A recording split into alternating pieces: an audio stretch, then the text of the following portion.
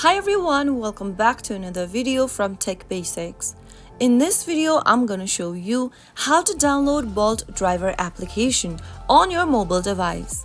So without wasting much of our time, let's dive into the video.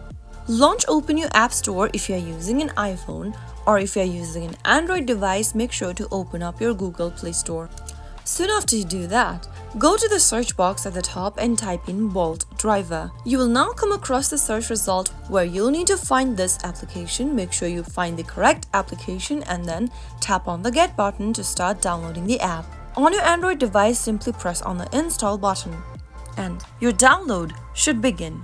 Wait until the application is downloaded and installed, and once it is, tap on Open.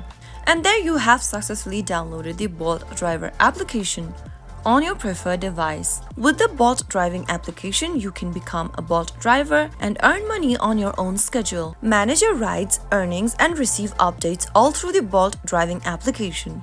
That is how you should be able to download and install Bolt Driver on your mobile device. If you found the video to be helpful, go ahead and give us a thumbs up. Don't forget to subscribe to the channel by hitting the subscribe button.